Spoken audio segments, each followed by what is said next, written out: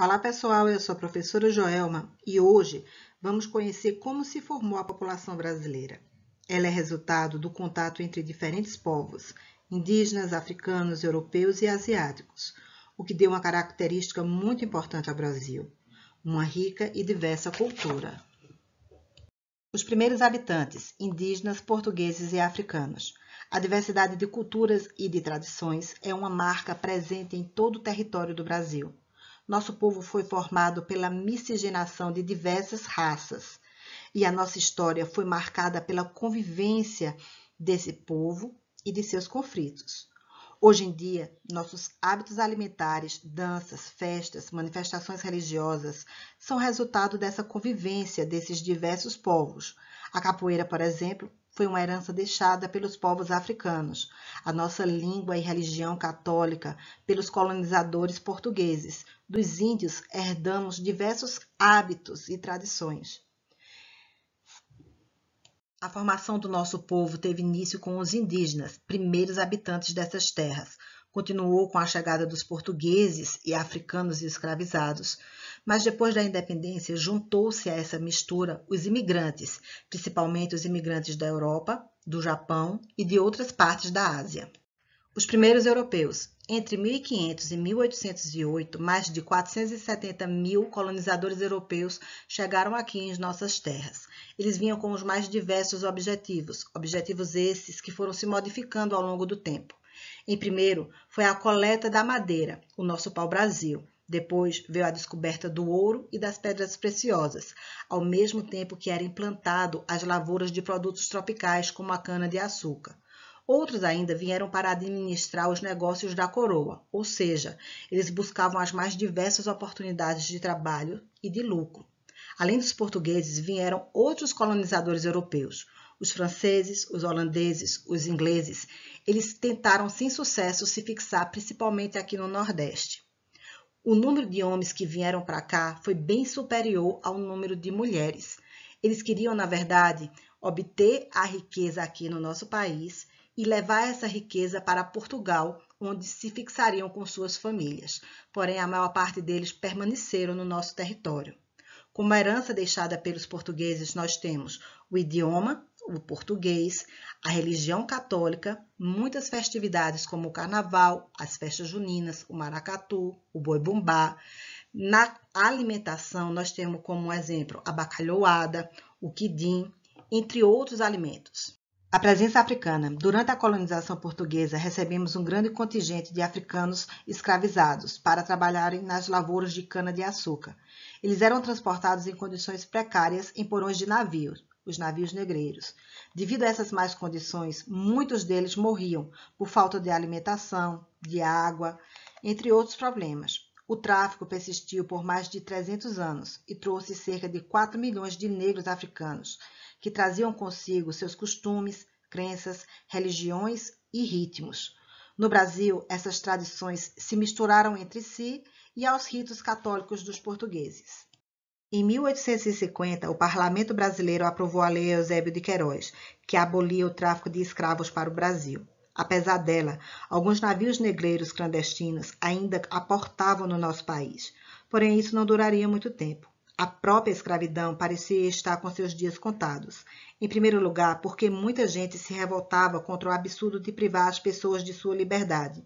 Em segundo, porque sem o tráfico, a parte mais lucrativa do negócio, a escravidão perdia um pouco a sua razão de ser. Apenas em 1888 foi que a escravidão foi abolida. Nessa época, os negros representavam apenas 10% da população brasileira, mas os mestiços, descendentes de brancos e negro, eram cerca de 40% da população. Isso ajuda a entender a importância dos negros na cultura brasileira. Como resultado da mistura dos três povos originários, o índio, o branco e o negro, surgiram os mestiços, que são divididos em mamelucos, cafusos e mulato. O mulato é a mistura do branco com o negro, o mameluco, a mistura do índio com o branco, e o cafuso, a mistura do negro com o índio. Com o passar dos anos, chegaram outros imigrantes de vários países do mundo, e a cultura e a raça brasileira sofreu mais transformações. e como consequência da relação entre índios, brancos e negros, o Brasil é formado pela miscigenação de raças, costumes e crenças. As comunidades afrodescendentes. Os negros foram trazidos para cá de diversas partes da África. Eles pertenciam principalmente a dois grupos, os bantus e os sudaneses, como podemos observar no mapa ao lado. Os negros escravizados eram tratados como se fossem mercadorias, que pertenciam aos senhores de engenho e, portanto, não tinham nenhum direito. Eles eram comercializados e forçados a realizarem diversos trabalhos. Revoltados com essa situação, eles passaram a se recusar a fazer esses trabalhos e também a fugirem. Quilombos e quilombolas. A maior parte dos escravos que fugiam se refugiavam nos quilombos. Quilombolas são os descendentes de africanos escravizados. Nos quilombos, não só os negros, mas negros, alguns índios e alguns brancos pobres, eles se organizaram política e socialmente e praticavam a agricultura, a criação de animais e a caça para sobreviverem. O principal quilombo do nosso país estava localizado na Serra da Barriga, no município de União dos Palmares, no estado de Alagoas. Ele durou cerca de 100 anos e resistiu por décadas à investida dos donos de fazenda. O principal líder quilombola foi Zumbi dos Palmares. Ele se tornou um símbolo da luta e resiliência negra em todo o país. Por isso, no dia de sua morte, 20 de novembro, é comemorado o Dia Nacional da Luta pela Consciência Negra. Com o passar dos anos, muitos quilombos incorporaram hábitos indígenas. As comunidades remanescentes de quilombo são aquelas comunidades que foram formadas pelos descendentes de africanos escravizados que se rebelaram e criaram os quilombos, e que ainda hoje seus descendentes mantêm um forte vínculo com a terra e com os costumes de seus ancestrais. A Constituição de 1988 reconheceu os quilombolas como um dos povos originários do Brasil e passou a assegurar a eles o direito ao acesso à terra. O reconhecimento desses territórios é importante para a identidade desses povos e garante a eles o direito de manterem suas tradições e as suas organizações sociais. Os quilombolas sobrevivem principalmente da agricultura com o plantio de feijão, milho, mandioca. Esses plantios visam principalmente abastecer as comunidades, mas o seu excedente pode ser vendido nas cidades. Eles praticam também o extrativismo e a produção de artesanatos. Mas, no presente, eles passaram a incorporar o turismo como uma fonte de renda.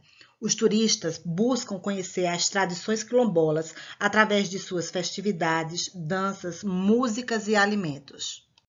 Recebemos da cultura africana uma vasta herança. É comum a gente perceber nas nossas festas religiosas que há uma mistura entre as crenças africanas e o catolicismo europeu. Essa mistura de duas crenças religiosas é o que chamamos de sincretismo religioso. Recebemos também a capoeira, que hoje é praticada no mundo inteiro. Esses movimentos ritmados da capoeira eram uma forma dos capoeiristas simularem a sua prática de luta de forma a não serem proibidos pelos senhores de escravos e pela polícia. Na música, eles criaram diversos ritmos, como o samba, o axé, o maxixe, o chorinho. Trouxeram também diversos instrumentos musicais, principalmente os de percussão, como é o caso, por exemplo, do berimbau. Na alimentação, eles criaram diversos pratos, como o acarajé, o vatapá, a feijoada. Na nossa língua, temos diversas palavras de origem africana, como é o caso da farofa, da quitanda, entre várias outras. A Constituição de 1988 deu aos quilombolas o direito ao acesso à terra. Assim como os indígenas, esses quilombolas precisam provar que vivem há muito tempo nessas terras para poderem usufruírem de seus direitos. Quem faz a demarcação das terras quilombolas é o INCRA. Mas, como os índios, os quilombolas também enfrentam problemas seríssimos para manter a posse dessas terras, por conta de conflitos com fazendeiros, mineradores e madeireiros, e até mesmo o próprio governo, através das desapropriações. A migração para o Brasil. Inicialmente, recebemos um grande contingente de imigrantes vindo de Portugal, que eram os nossos colonizadores, e da África, que vieram para cá de forma forçada para se tornarem escravos. Eles se fixavam principalmente nas áreas produtoras de produtos tropicais. A migração propriamente dita teve seu início apenas quando o Brasil se tornou independente em 1822 e aumentou bastante nas últimas 2 décadas do século XIX. Vieram para cá mais de 5 milhões de imigrantes de diversas partes do mundo, muitas vezes tendo o incentivo do governo. A ideia do governo era produzir nas terras do Sul e do Sudeste, fixando essa população lá. Isso facilitaria a defesa do nosso território, que nesse período era bastante visado principalmente pelos espanhóis. Destacaram-se em números nessa migração os vindos da Alemanha e da Itália, mas vieram para cá povos de outras nacionalidades, como os poloneses e ucranianos. Migração europeia. Os alemães estão presentes no Brasil desde o início do século XIX, quando um grande contingente de imigrantes chegou ao Rio de Janeiro. Eles saíram da Alemanha em virtude de uma grave crise financeira que havia na Europa, e eles foram enviados do Rio de Janeiro para diversas partes do nosso país. No sul, eles fundaram diversas cidades, como Blumenau e Joinville, onde influenciaram grandemente na arquitetura local, além de introduzirem no nosso país a criação de porcos e o cultivo de trigo. Os italianos saíram da Europa pelo mesmo motivo que os alemães, ou seja, a crise econômica que havia por lá. No início, eles foram contratados pelo governo brasileiro para trabalharem na agricultura, no cultivo do café, substituindo a mão de obra escrava. Eles influenciaram, introduzindo o cultivo de uva e a fabricação de vinho. A mão de obra italiana foi muito importante no início da nossa industrialização.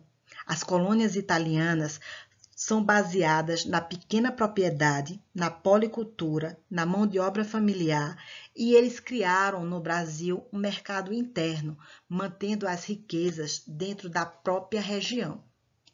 Migração japonesa. Os japoneses começaram a chegar no Brasil a partir do século XX. Eles se instalaram principalmente em São Paulo, onde se especializaram no cultivo de hortaliças, chá e arroz. São Paulo abriga hoje uma das maiores colônias japonesas do mundo.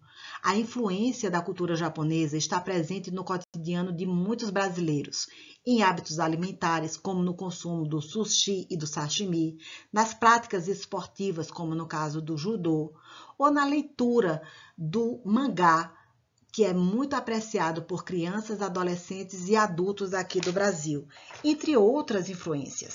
Fechando as fronteiras.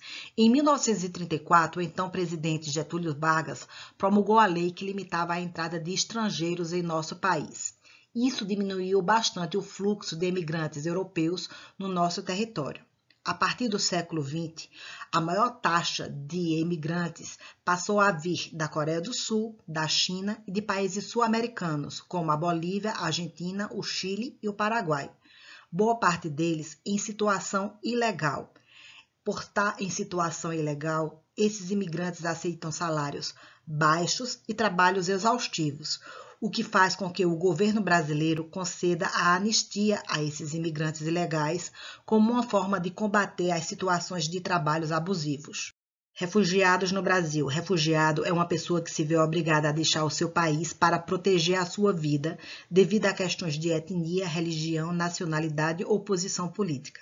O Brasil recebe refugiados de diversos países do mundo, tendo destaque para o Haiti, devido à sua crise política, a Síria, por estar vivendo uma guerra interna, e atualmente a Venezuela, por conta de sua crise econômica. Passando pela fronteira. Entre 1980 e 1990, o Brasil registrou pela primeira vez em sua história um saldo migratório negativo. Isso quer dizer que o número de brasileiros que saiu do país foi maior que o número de estrangeiros que se mudaram para cá. Não se conhece o número de brasileiros que migraram para outros países, mas os principais destinos são os Estados Unidos, onde eles são chamados de brazucas, o Paraguai, onde eles são chamados de brasiguaios, e o Japão, onde eles são chamados de decassegues. Grande parte dos brasileiros que estão nos Estados Unidos estão em situação ilegal. Isso faz com que eles ganhem salários menores para exercerem as mesmas funções que os americanos.